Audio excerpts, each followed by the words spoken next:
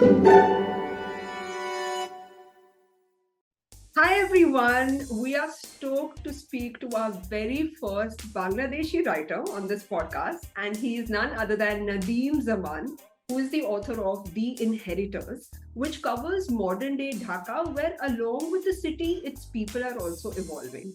Yeah, it was such a fascinating outlook into a city that is still reeling from the repercussions of independence to how the rich navigate their lives today. Do they have double lives? What are their true colors in a country which is not rich, right? And it's a satire, it's a sharp commentary on society, and it reminded Michelle and me of our one of our favorite books, The Great Gatsby. Yes, and not just that, it actually will show you a side of Dhaka that you might have not seen or not heard of before. The wealth of parties, alcohol, gossip, so much more. And the way he does it is through very interesting characters like the enigmatic Junaid Ghazi, who's actually the business tycoon who wants to buy the protagonist Nisar's ancestral property, which is up for sale. And then we have the beautiful and charming Disha, who is not only Ghazi's ex-wife, but he turns out to be Nisar's cousin and secret crush. So does Ghazi still love Disha? Does he have an ulterior motive for actually wanting to buy Nisar's house? How do all these characters come together? So let's find out from none other than Nadeem. Please welcome us into this exclusive members only club, Nadeem, and welcome to Books and Beyond. Thank you so very much. It's a privilege. It's really, really very nice to be here with you. Yes, and I found it really cool that you actually chose the beat points of the Great Gatsby as a framework to bring out the most unique aspects of Dhaka's modern society. And we read that actually in early 2021, when you included the Great Gatsby in your syllabus, because you hmm teach creative writing, and that was the point where you had this eureka moment where it struck you that it had all the right elements, it hit all the right spots. Like, what was it that actually convinced you to use it as a frame? With writing, I like to have something in the burner all the time, whether it's going to be something published, whether it's going to be something I even finish. I just like having something to work on a daily basis.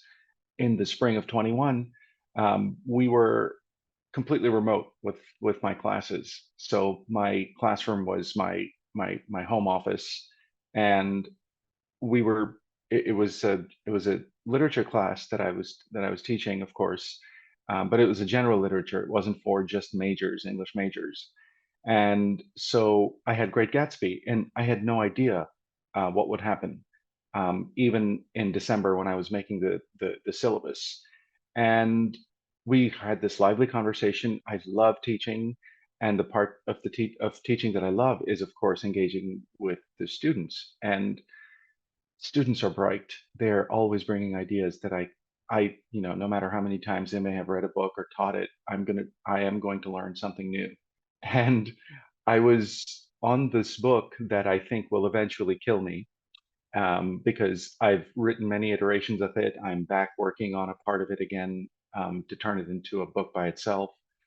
And so then I'm having this discussion, and I went, you know, I've seemed to have hit a wall, so maybe I need something fresh and new. And as Michelle just mentioned, that something clicked, and it was really like that. It was just this moment going, this discussion that I'm having about wealth and class and privilege, and veneers and connections between people.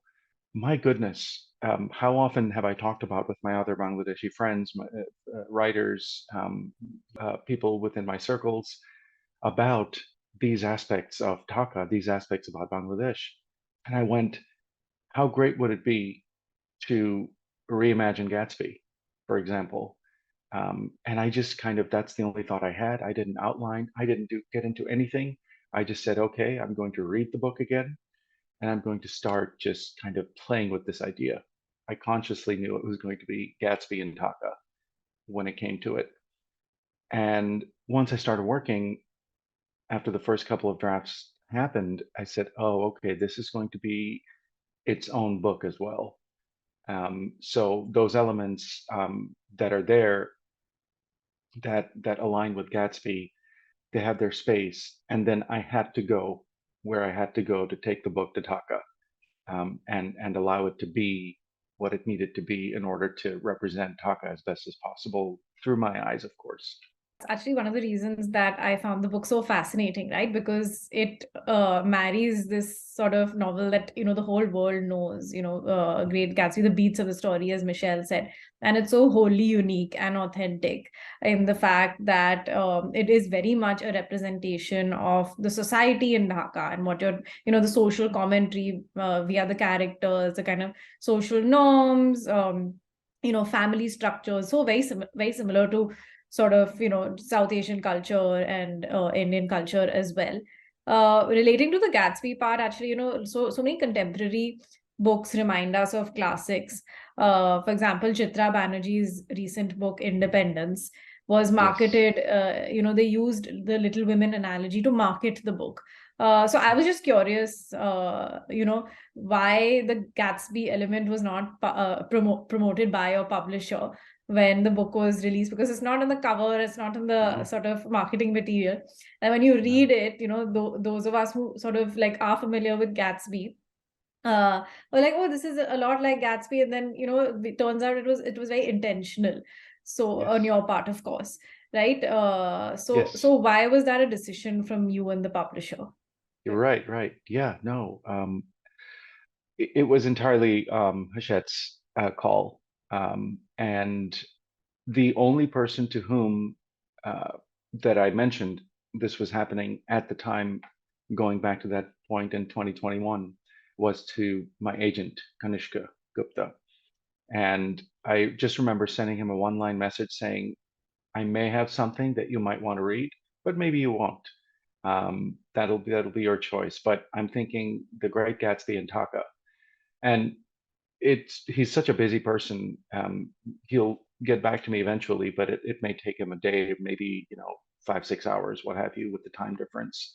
But he got back to me immediately, and he said, "Finish it." And I was like, "Well, I've only put the title on the page, so give me a little time." He goes, "Yeah, finish it, and send it to me as soon as you have whatever you have."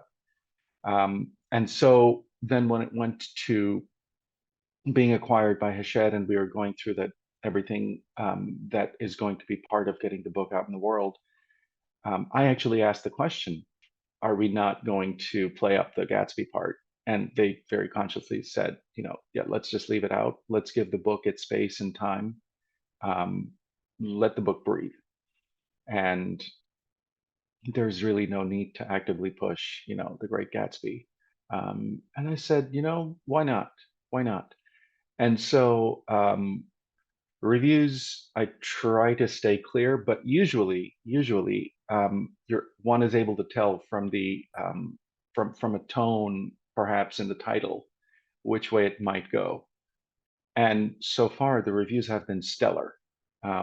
Everybody seems to have, the reviewers seems to have loved the book. And then the latest one that came out, the reviewer asked kind of in a tongue-in-cheek way, like, was this intentional?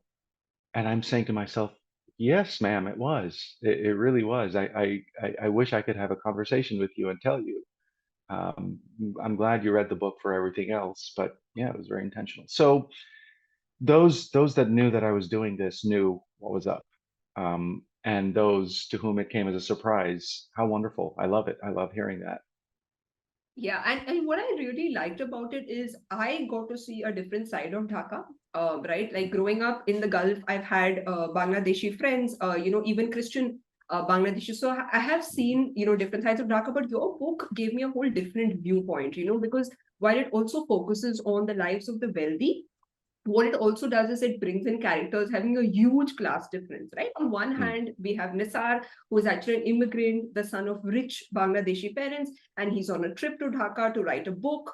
On the other hand, you have Rais Kaka, who is actually working for Nisar's family as a house help, right? And this contrast comes across very starkly in the book.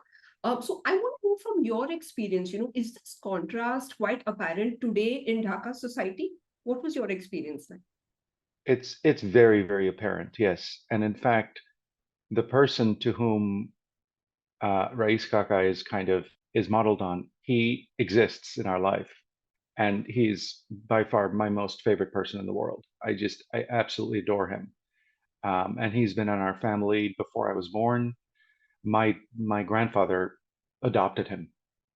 That's all I know. And I think from the late 60s to now, he's been there as a second parent.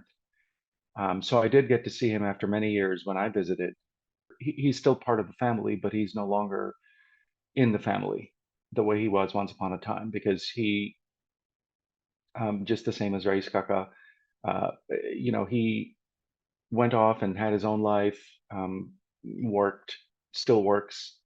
He's a driver for a very wealthy person. I never met his employer, and I just kind of wonder that he's just gone through his life. I've never heard him complain about anything. He listens to our complaints. He's listened to 3 generations of complaints from our family, but I have never he even when his wife passed away, and his complications in life, I would never know. I would never know, but that part of it has never changed. Wherever he is, however he's living, or people like him, or let's just make it about Rice Gaga. However he's living now is it, and he's content. He's accepted it. But there's also this kind of very sinister. I think sinister is a good word. That this is just how it's going to be.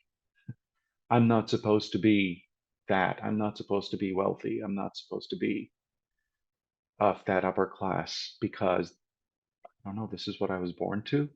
So these really insidious, kind of ingrained ways of thinking that are part of class, that are part of structures, that are part of where I belong and what I am and what I shouldn't be, what I shouldn't aspire to. So they become so stark that even through Nisar's eyes, I had to be aware of bringing in any kind of privilege and saying, oh, well, if you do this and if you do that, then you can better yourself. How condescending would that be? How just blatantly offensive would that be if somebody was saying that to me?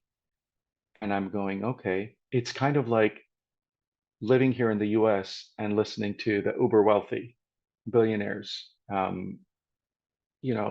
politicians, once upon a time that constructed this whole idea of, oh, if you don't have the American dream, whatever that's supposed to be, because it doesn't exist, then you're lazy, then you're shiftless, then you're not pulling your own.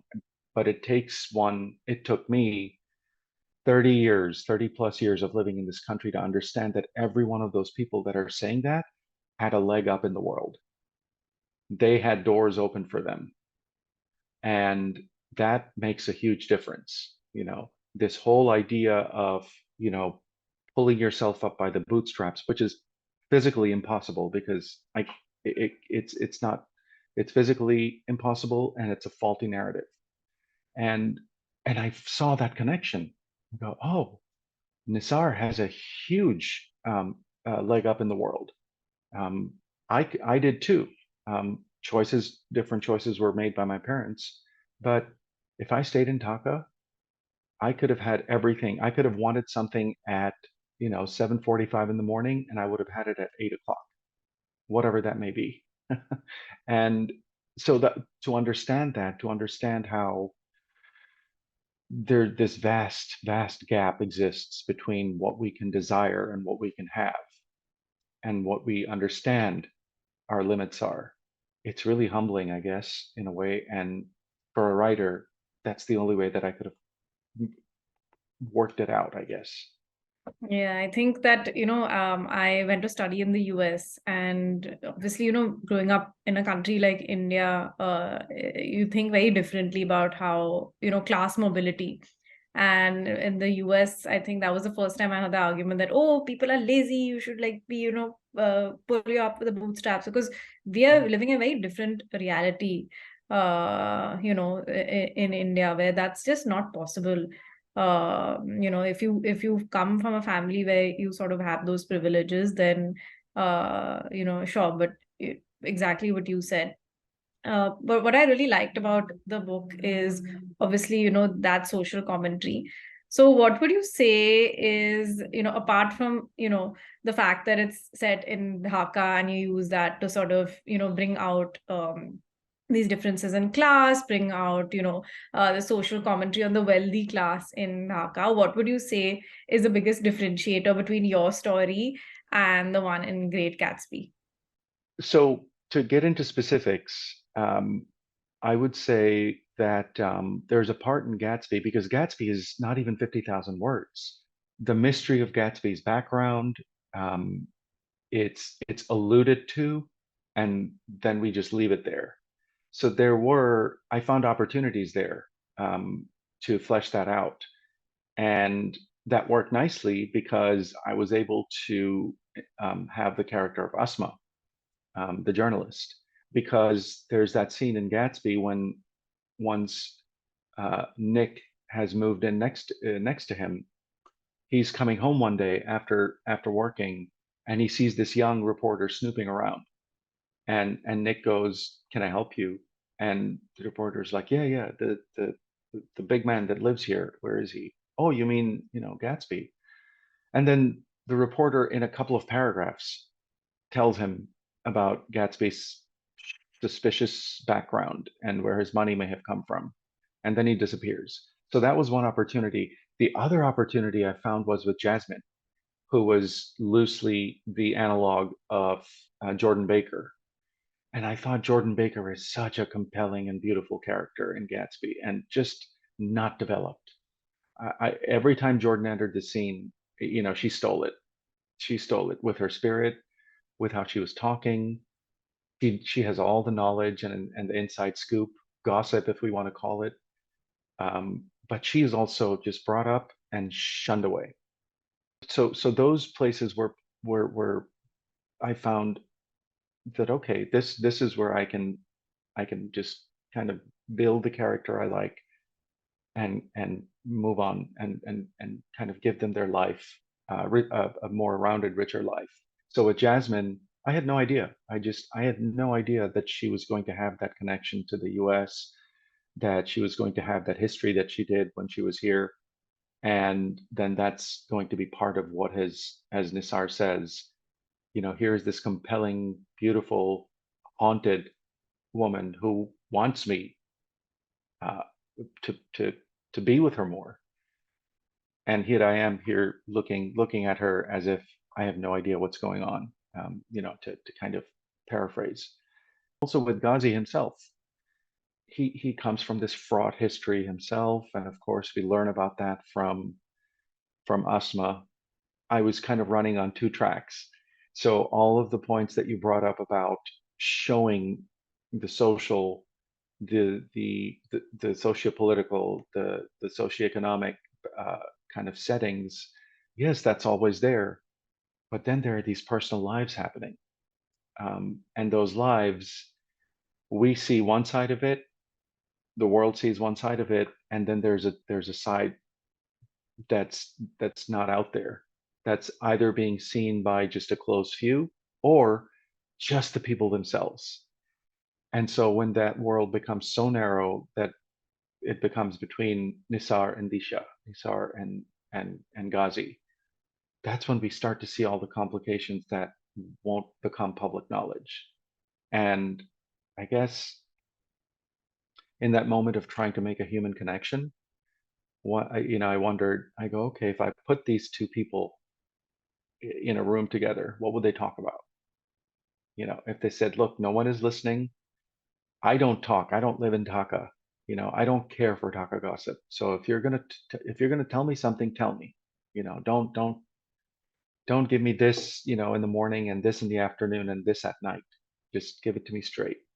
And it's just impossible to get that. Even when Ghazi is trying to tell him, I'm not keeping anything from you. But he's having to go in this roundabout way to uncover all of that. And it really is infuriatingly like that. um, so those were places that I found that I could expand. I could just have those human character arcs a lot more than I found in Gatsby. Right. And I wanted to mention that Jasmine is actually one of my favorite characters. I was rooting for the female characters in the book, while of course Disha, who's, the very obvious protagonist, but we also have Asma Firdaus, who is this journalist. And I was really interested to see the sort of angle that she brings to the story. And I really liked how you made her sort of reveal the true side of Ghazi and his family. But coming to Jasmine, I think this is where we had earlier mentioned double lives, how these people live a completely different life abroad. So it was very heartbreaking to arrive at that scene, sort of this backstory that you give Jasmine. She sort of had an affair in the US, and it's something that she kept as a secret. She didn't even reveal to her parents. She had not uploaded pictures on social media. And it was really heartbreaking because you see the struggle, and it's more of, I would say family ties, cultural struggle. There's so much undertones that goes with this. And what I find really interesting is, Nadeem, this aspect of covering the wealthy society, right? It's been done time and again, and we have spoken to a lot of authors like Diksha Basu, who covers this elite world of Delhi in her novel Destination Wedding, right? And we have Shivani Sibal, who's also done this in Equations. And there's Mira Sethi, who's done this in her short story collection about Pakistan, right? So many books written about it, especially, even Crazy Rich Asians. That's Then right. we Yeah. even have Pineapple Street, which is very recent. So, what, according to you, make these books still interesting, right? So let's say, when a writer wants to approach this topic, how do they still make it relevant? How do they still make it unique, despite it being written so often? I think all of the titles that you mentioned, all of the authors that you mentioned, they are recent. There is certainly a growing, vibrant set of voices that are, whether they're writing in South Asia or whether they're voices living in the West, England, UK, I'm sorry, US, Canada, as South Asian authors, we are developing, sure, but at the same time, we have been boxed into so many kind of places where we can write about. So, over here, and by over here, I include the global West, English speaking global West, UK, US, Canada. For the longest time, we were either writing immigrant novels, or we're writing novels that are constantly within the same frameworks, within the same tropes. And those include the tried and tested arranged marriage, the tried and tested, you know, why am I Deshi? Why do I have to be brown and have a name that nobody can say? Culture culture clashes and struggles. So we're I think this is not only getting away, but also a really nice return to all of the aspects that we have in mind yet. Um, so you mentioned Devakaruni, she kind of literally wrote the books on that kind of merging of cultures and those tensions.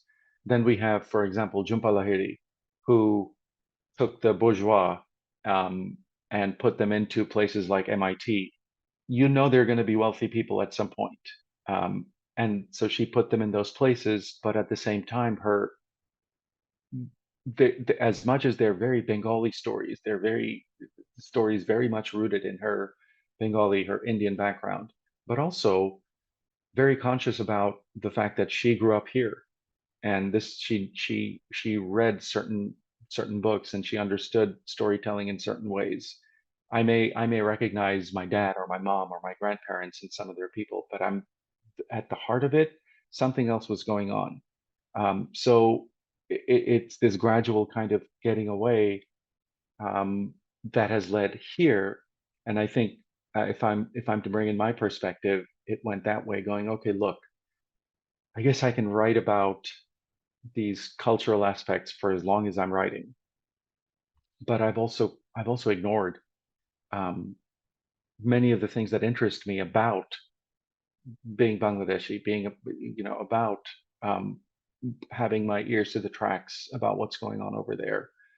It's not a coincidence. I think it's another aspect. It's another developing moment of all of these authors going, there is a lot going on here that we hear ourselves talk about, that we hear ourselves, discuss and argue, think about class. privilege, money, not having it, um, the super rich versus, everybody else. And then we go, wait a minute, I don't have to look too far. I'm in it. I'm in it. So where am I going to look for, permission or an opening to do it? How about we start interrogating that now? So I completely see that as a conscious and active engagement as opposed to, oh, it just happens that we're doing this at this moment right now. No, the world, our situation, our stories, our histories, it's leading us to a certain conclusion, I think, and a crisis in a good way. Oh, absolutely. And you know, what I found very interesting about your story is that I read in an interview that you said that, Nisar is not you, there's a lot of difference between you and the protagonist. And also, what you said also makes me wonder and the type of stories that we're telling, because at the end of the day, the authors that we speak to also, the English speaking, they obviously sort of brought up in a particular way that allows them to have this prowess with the language. They are privy to a certain section of society, which is why, even though the characters might not be based on yourselves or people, they are privy to a certain sort of section of society that allows them access to write about things like class, things about the super wealthy. So, could you tell us, what is your background? How did you have access to this set of people that you've delineated so well? We see the double standards, as Michelle said, we see the partying, we see the class differences, we see the internal struggles that come with the position in society. So, how did you sort of, have access to this? So I was born into that privilege. And so imagine, of course, we look at a map of India, Pakistan, and Bangladesh, and India is the massive diamond right in the middle, right? And then there's Pakistan, and then there's Bangladesh right there. It's the size of perhaps approximately the state of Minnesota, and it has a population of 180 million. It's just mind-boggling. So you mentioned at the opening the independence, the 1971 war and independence, the emergence of Bangladesh, the nation state. So that is the generation of my parents, and so coming out of that, many things happened as far as what people did with their lives. So in on my dad's side, um, all of his siblings left the country.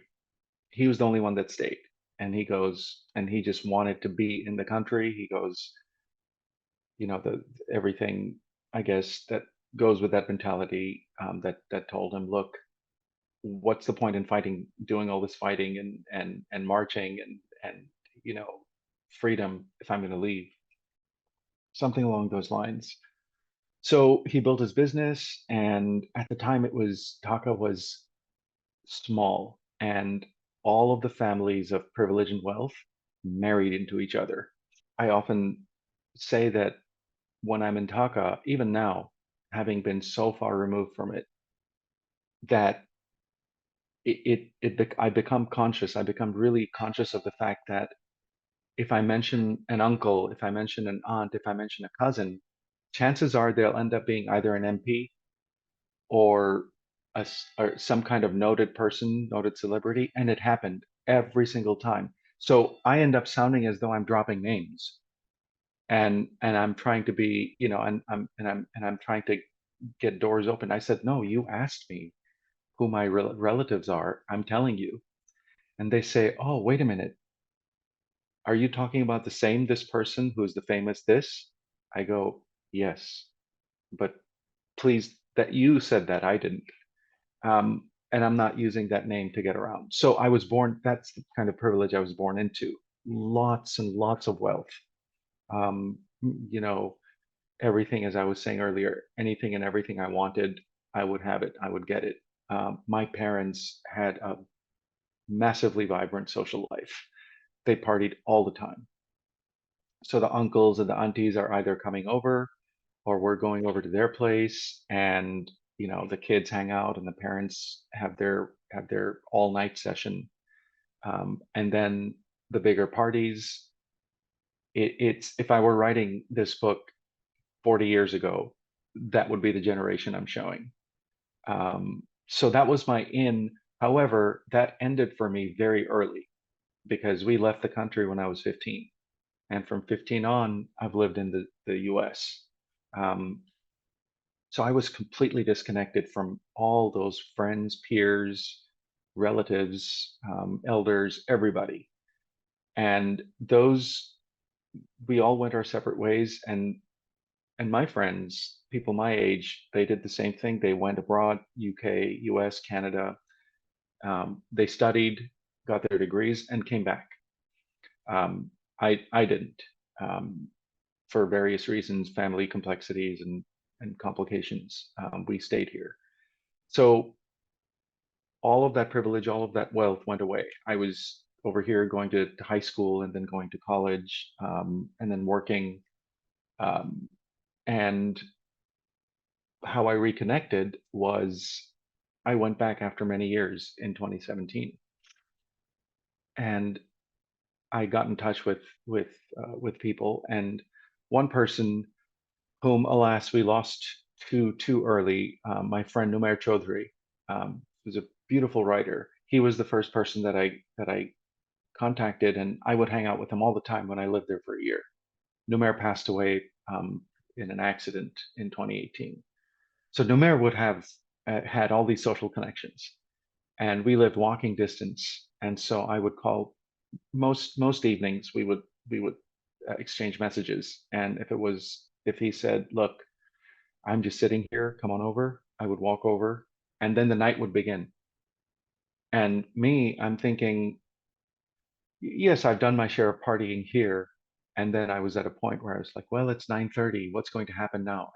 And he was like, 9:30. 9:30 is the middle of the day. Do you know these people are still working. So they're going to eat dinner at 11, and then the party's going to start at 1. And I said, you want me to be awake that long? Okay. So then I would go, and we would do the rounds. And those rounds kind of became the composite for my knowledge and my entrance. And it's an education. I was every time, because I didn't know what was going on. I didn't know. I met couples that were couples, and then I saw them in different situations with other people, and that's wonderful. Whatever kind of life you live, live it. I love it. That's your decision. No judgment. But to me, it was constant observation. It was constantly, as Disha says, at one point, like, Nisar, my little brother, you think this just started yesterday? You think it just started when you landed in Dhaka? It's always been this way. We just find stories to tell ourselves of what is and what isn't, and what we need to know, what we don't need to know, and what we do here. And then tomorrow or Friday, when we're at Jumma, we're going to say, no, I'm not hungover. I just didn't sleep too well last night. But, Allah Akbar, whatever. So that duality um, was picked up. Something came up.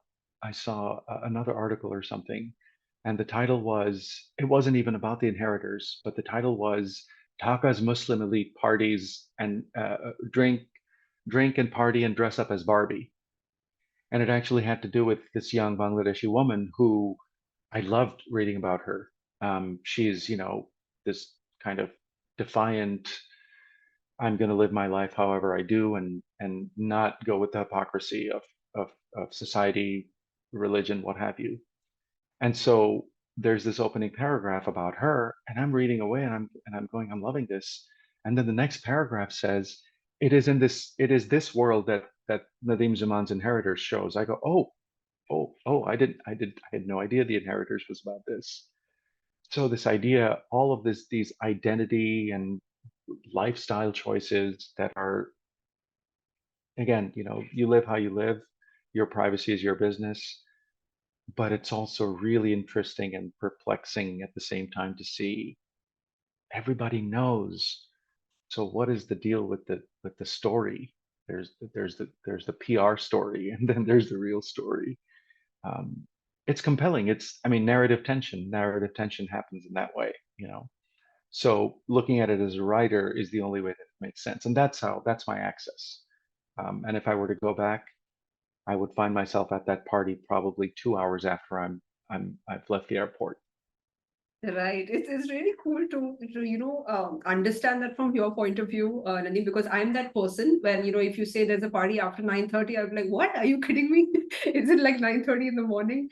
Because then I was telling Tara this that these characters hop from one party to another party to another party. And I'm like, okay, this has to end. If there's one more party they're going to attend, I'm going to shut the book. I told Tara, and she said, oh, but that's the best part of the book. Let's see what's happening at another party. So it is very interesting. At the same time, it's also exhausting. Like I wonder, how do they actually keep up the social life, going from party to party? And as you said, they have a very different face for PR, and they have a different face apart from that. So I'm really curious to know about the reception of the book in the US and in Bangladesh, right? And I'll tell you why. Because in the US, I mean, we all know that there are certain stereotypes, or like you said, there are certain tropes which have been sort of followed over the years, right? And I constantly seek out immigrant stories, and usually you see the stereotype of poverty, of struggle, right? But here your book, Nisar, is from a very different background, right? So what was the reception like in the US? Have they read the book, or what have they thought of it? Did it sort of change what they thought about Dhaka? And on the other hand, in Bangladesh, we do know that the book is a satire, right? And you have sort of highlighted a lot of problematic elements of Dhaka society today. So even, involving corruption to incompetent politicians to everything. So I'm really curious to know, did they actually take offense? Did they read it and did they say, hey, but this is not what Dhaka is like? What are you saying? So on the Dhaka question, I have yet to see that objection. I haven't yet. Um, the people from whom I've heard are people I and know as in they're friends, of course, but at the same time they're critical readers. So they will tell me, they will share, or I will ask them. You won't hurt my feelings. Go ahead. One person, she said, uh, I picked it up, and the next thing I know, I was finishing it, and and she was very complimentary. Another friend, about a week and a half ago, she also wrote about. She messaged me about something else, talking about the book, and she goes, "I'm halfway through. Very relatable, and I look forward to talking to you." I said, "Yeah, it's been a while, so let's catch up."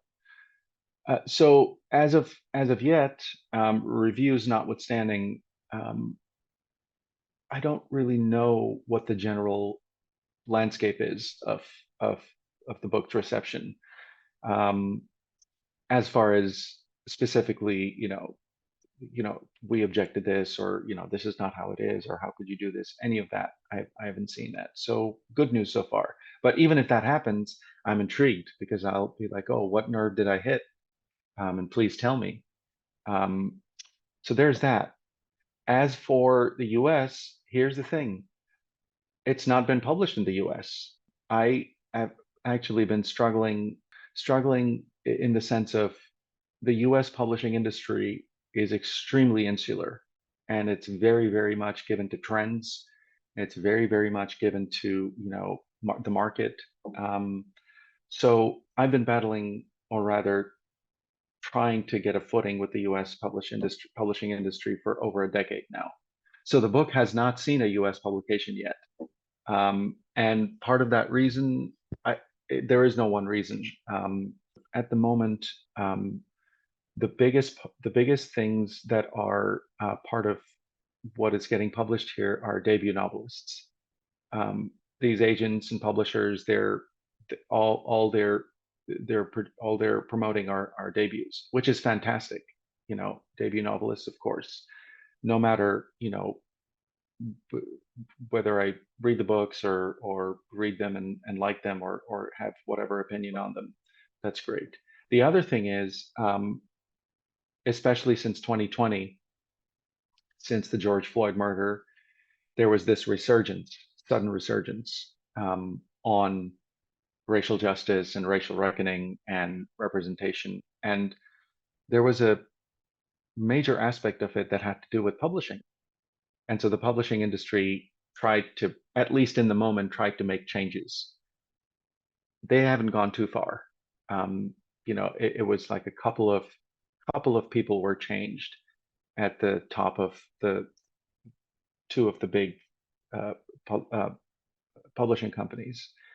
So just as with, I was reading not too long ago an article about, especially with white Americans and their support for Black Lives Matter, like it peaked right after George Floyd. And then after all of that went away and after Derek Chauvin was sentenced to prison, it went back to, indifferent. So these are all connected. These are all connected. And so what's happening is, okay, basically between the market and between what's going to make them money, the stories again that are going to see the light of day are not going to be this multi-voice, kind of perspective. There's an aspect of it that's very tokenizing. My friend Arif Anwar, also a writer, he lives in Canada. He was basically told by an agent one time that we love your book, but the reason we can't take it this quarter or take it at all is because we just published another book in which there is a Bangladeshi character. It's not even a book about Bangladesh. So these are the odds that are constantly there. And add to that all kinds of other issues, you name them, I've heard them. So I have yet to see if the book ever sees the light of day in the US, what the reception will be. Which is why when I was shopping my first book, I finally said to myself, look, my novel is about the liberation war in Bangladesh. The US, here's another aspect of that. Bangladesh is not even a blip on the US's radar. India has a major presence. Pakistan surely has a major presence. That's the extent of South Asia. When I went to the bookstores, Tuesdays are when the new titles come out here. And I saw, this was in July, and I saw about 5 new titles by either authors from India or authors of Indian origin living here. And I was like, this is fantastic. I love this. However, when was the last time I saw a title from Bangladesh? So when it gets specific like that, I start to wonder what's missing over here. It's just a lack of knowledge. I joke, and I really, really joke, and I mean this jokingly, and I've said this to many people. I said, the reason Bangladesh isn't a major concern for the US right now is A, we're not nuclear, and the US hasn't bombed us. So one of those two, as soon as that happens, I'm probably going to see agency pages saying, we want stories out of Bangladesh. What is happening with you? Now you people suddenly exist. It's like, I think it was in The Moor's Last Sigh when Aurora, Moraes' mother, says, these Europeans, they keep saying they discovered and uncovered India. When were we covered? We've been here. And you walk in and suddenly we exist.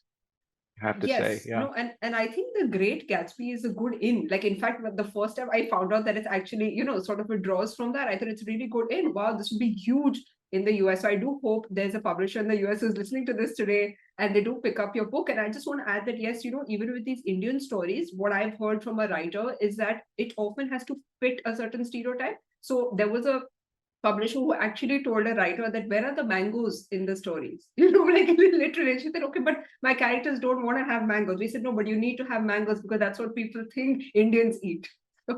Yeah. I totally agree with what both of you guys are saying, and it makes me think about the Indian publishing industry, right? Because we've spoken to a few Pakistani authors, Nepalese authors. You're a first Bangladeshi author, and I hope that we interview a lot more. And the Indian publishing industry is publishing sort of voices across South Asia, which I think is really fantastic, and that we have that readership. But I also wonder, in terms of, is it able to absorb all of the plurality, all of those voices?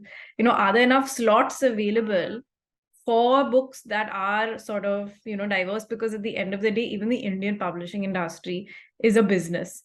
So what would you say about that? And, what is happening in sort of like the literature scene that's coming out of Bangladesh? It has a lot of interest. It has a lot of eagerness. So when I was there in 2017, 2018, I also taught there. So the people that I met are young people, students, and I still keep in touch with them.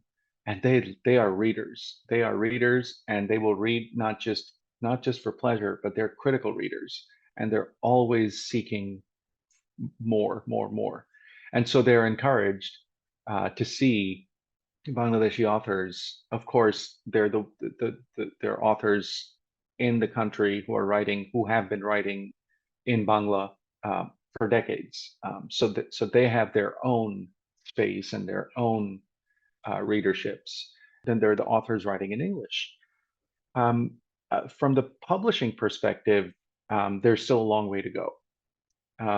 And to your point about India being there, I feel really hopeful, because this may sound hokey or dreamy or what have you, but we're really all the same. Perhaps that's the post-colonial wheelhouse in my head. That's what I teach also, post-colonial literature and studies. And so one of the things I bring up with students is the idea, for example, of borders. To this day, those borders were drawn by Radcliffe, right? This Englishman who had never been to the subcontinent, goes there for 6 weeks, actually brings to fruition the mess that Mountbatten hands him, and here we are. And then that leads to 71 and so forth. So the welcome and the reception that I've received from now 2 novels through the Indian publishing market has just given me hope, because on a really fundamental level, that's the space I'm writing for. And yes, I'm, my character, my settings, they're Bangladeshis, they're Dhaka Bengalis, of a certain kind, perhaps up to an extent. But really, everybody that I've heard from, that have read my first book, that I've read this, has spanned that massive landmass that we have, that we call the Indian subcontinent. That's all of ours. And the readers that read from there read it in ways that when I hear the responses, I go, oh, you got the book. Not because it's complimentary. Even the criticisms are valid, but you get it in a way that I don't think our books are going to be gotten, at least not in the US. I think US agents and publishers just don't have the mechanics, no matter how intelligent, no matter how deep readers they may be, their intentions in the right places, there's going to be something lost. And everything that I've heard, all the kinds of feedback that I've gotten, I was like, I know you're not going to respond to my emails and we're not going to have this back and forth, but I could try to tell you what you're missing. And I think part of that solution is that tension between, okay, they see some commercial aspect of the novel, they see, a name, a certain kind of name, that tells them that, oh, this name should be writing this. And so if that doesn't match up, they'll say, oh, okay, well, so then you're going to write about how are US readers, which is also very, very, very thinly veiled code speak, because the readership is mostly white and the readership is mostly middle class, middle to upper class. So imagine taking all of that into account and then trying to say, okay, look, I'm just a writer and I just write the stories that I find compelling. The hope, again, that I find that also other Bangladeshi writers, because Kanishka, who I think represents all of the subcontinent, He is terrific. He has so many incredible authors that I could just meet his authors and read their work for as long as I'm reading and writing, and it wouldn't be enough. So I think he's also been welcoming and eager to find more Bangladeshi voices. Ifat Nawaz recently, her Shurjo's Clan was another one.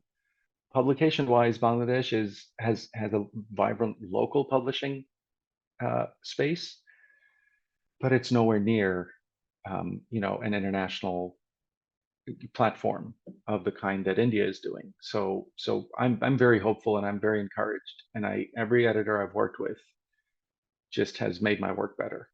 Yeah, and I think for me, growing up, one Bangladeshi writer that I had been a huge fan of was Taslima Nasreen.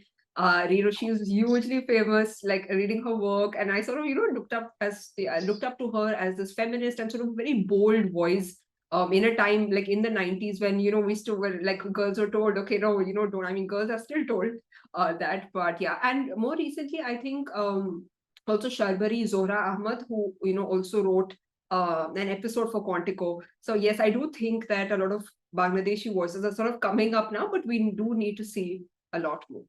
You mentioned Sharbari. She is a friend, and she had the same. She and I have commiserated many, many times over our same problems with being writers living here and trying to get our foot in the door. And she had the same thing with her novel Dust Under Her Feet.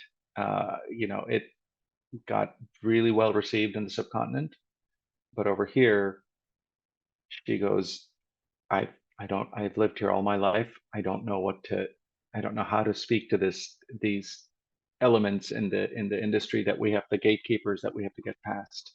If somebody is just not going to get something on a very basic level, it could be with a friend. We might be having an argument and we might say to each other, I love you, but you're just not getting this. And I don't know in what language to speak about this to you anymore. So although she does have a collection of stories that's being published by an independent press here. It's Oh, that's upcoming. lovely. Yeah, it's upcoming. I don't know when, because with publication, a date might be set, but then it might be moved a couple of months and so forth. But it is happening, and they're in the final stages of putting it together. And another Bangladeshi voice that I want to bring your attention to is Nadia Kabir Barb. She's a UK Bangladeshi, and she has a collection called Truth or Dare, which was published in fact in Bangladesh, and it just got its UK publication, and our book launch was last week. So we're here in a very small, tight number, at least those of us that are away from the country. The challenges, we face the same challenges, I think. I can only hope that these things change so often, the trends or whatever it is, everything that I kind of abhor, but have to put up with because this is the world we live in. So however Bangladesh becomes a trend, my cynicism says it's going to be negative, but I can kind of mix it up with some positivity and see what happens. As long as it's being spoken about, I think. And Right. what you said about getting the book, in your book there's so many elements that as a South Asian you just get, right? The class differences, the whole family angle, even Nisar sort of like having a crush on his cousin, which could be misconstrued in a different cultural context if you take it out of the context of the society you're talking about. So there's so many things that are just that we just understand the family dynamics, and as you said, we're all the same. So I think I really resonated with what you said about that the books are being read across the subcontinent by people who get them, and I think there is that shared understanding and culture that all of us have and that bring us together. So that definitely does come across in the book. Yeah, and I really liked how you've sort of shown us a very different side to people who have, let's say, migrated to the US, right? So there's a line from the book that really made me gasp when I remember sending this to Tara, because I was like, oh my God, like imagine being so bold and writing someone's thought out, right? So the line goes like, what gets me is that Bangladeshis over there think they are white. You should hear them talk about the blacks and the Mexicans sometime. They sound worse than the worst racists.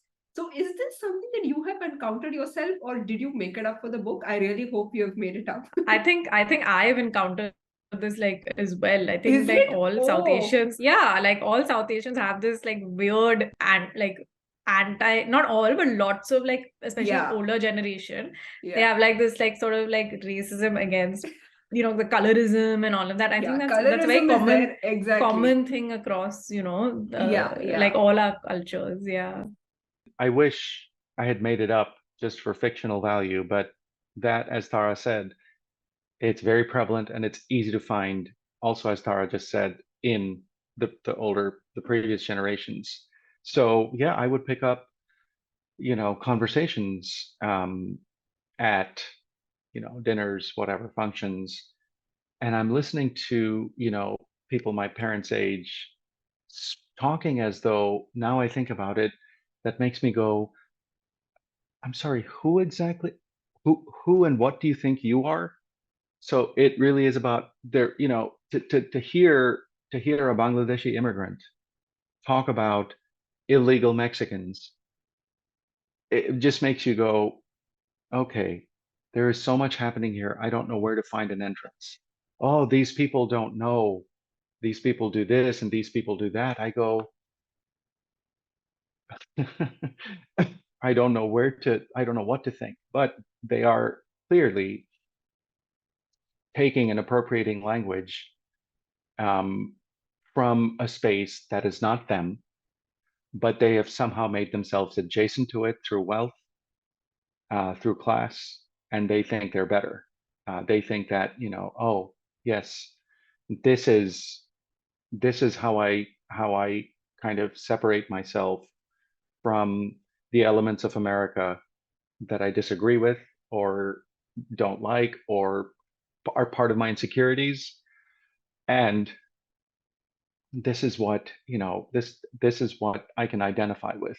So yeah, it's taken straight from a composite of things I've heard over the years, and that left me going, just on a basic level, let's say about immigration. There's so much talk, especially in the previous generation, um, and I go, the whole reason in the 60s and 70s that there was this massive influx of South Asian migrants to this country was because of the civil rights movement.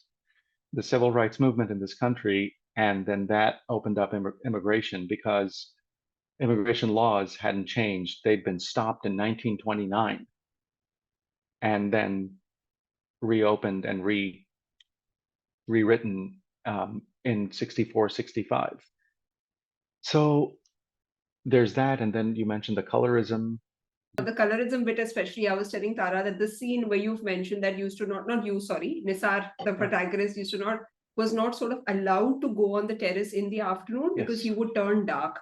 And Yeah. that, sort of brought back this memory where I had overheard someone over here saying, "Oh, how did Priyanka Chopra make it in the US? Isn't she dark?" And when Hmm. I heard that, I was like, "Oh my God." Yeah. Like these Yeah. really outdated thoughts. I mean, it really infuriates me, but yeah, it's there. And about drinking tea and drinking milk, it's Yeah. so insidious the ways in which these things work. And what's interesting is that here among my students that are not South Asian but are students of color, whether they're Latinx or Latina, African American, when I mention these things, because I like bringing in anecdotes in my teaching, they have similar experiences. And, I've had students, African American students, go, "Oh, yeah, yeah, when my so and so cousin was born, they were checking parts of this baby that's like 2 hours old. They were checking her, ears and behind her ears and the back of her hand to see where the lighter parts of her skin are and where the darker parts, and then determining, oh, she's going to go this way and be darker, or she's going to be light skinned."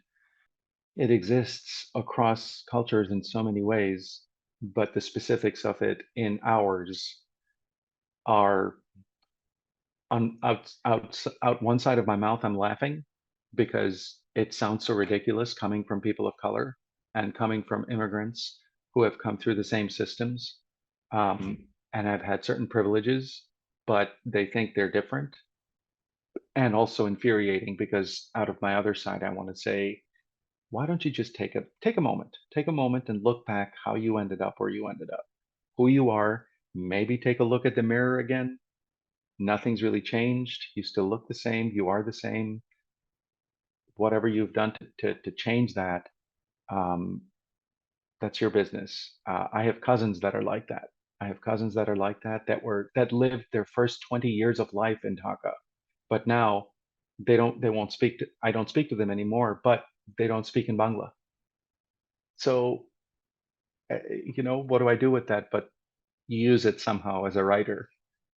Not only because I want to poke fun at it, but because it's true. It is taken straight from, it's like journalism. I've taken it, I'm just putting it into paper, on Yeah. paper, what is happening out there and fictionalizing it. I'm not reporting it, but I'm creating a world in which I'm entering it. Yeah, they say that truth is stranger than fiction.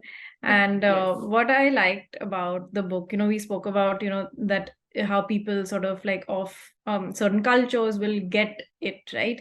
What I also really like about the fact that so many more Bangladeshi authors, we are reading Pakistani authors. We just interviewed somebody from Kerala, Tamil Nadu, the Northeast, and while we're all the same, we're also so unique and different. And that's what I really love about, this subcontinent. And I really like that about your book, because while I got it, as somebody from a South Asian heritage, I also learned something completely new, because I've always wanted to travel to other South Asian countries because of this same but different angle. That's why I love traveling within India as well, because there's so many things that unite us, and there's so many things that are new and specific to, a certain region, a certain kind of people, language, all of that. And I think your book has also brought out that flavor really well. So yeah, so I loved sort of, the marring of the universal and the specific in this context. Yeah, same. And for me, I think what the draw-in aspect was that, like I said, being a migrant, I had access to a lot of this whole Bangladeshi migrant population. And then I was really eager to read about this whole other side that I got to see, because from what I had seen, there was a big, huge blue collar worker population, and this is a very different white collar population. But anyway, I think we can go on and on about what we loved about the book. But here we are, and we have arrived at the fun quiz section of the podcast. So I'll be giving you some options. Nadeem, you'll have to pick. You'll have to pick one.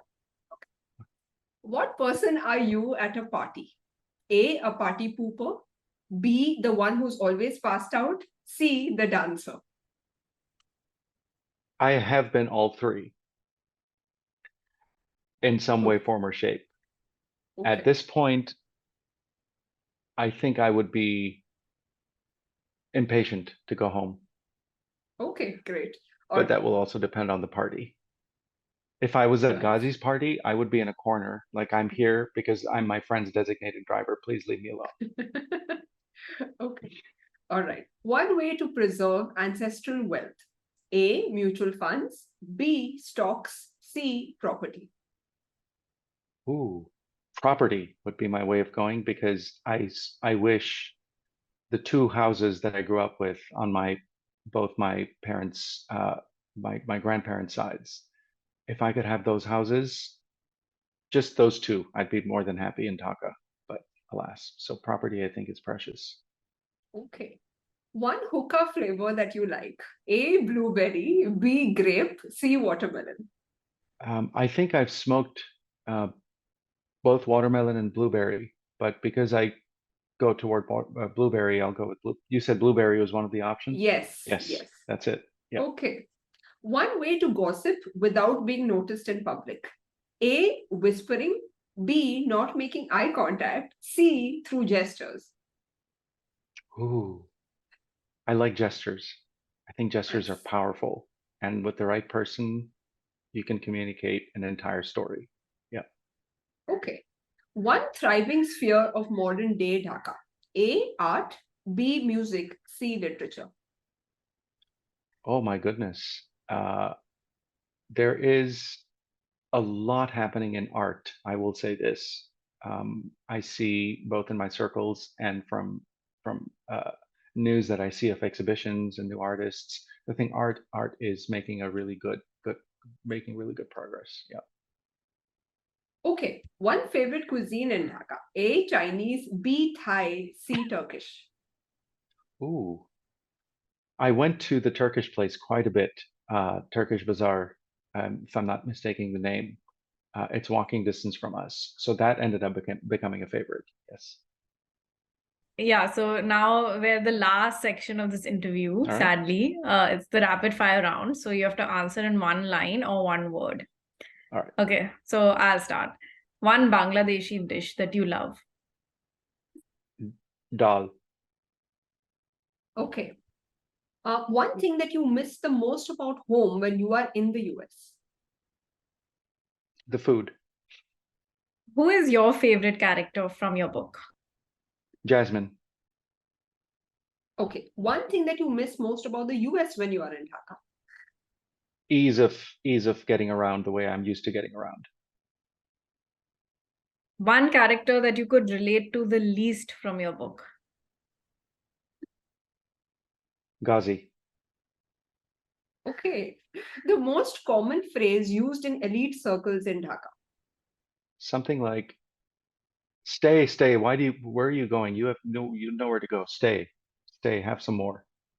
You can never leave a party. No. Yeah, I just have to sneak out. Anyway, one character from your book that you wish you knew in real life. It would also be Jasmine because I think she is a terrific friend. Yes. Okay. What's next?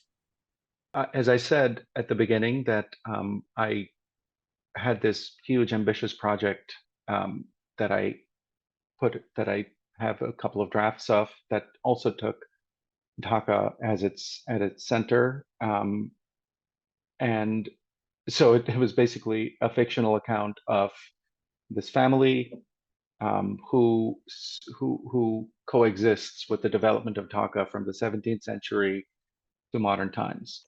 So after I've let that a couple of drafts, have their process, I kind of extracted what I really am at the moment intrigued by is 1857, the Sepoy uprising, but the part of it that happened in Dhaka.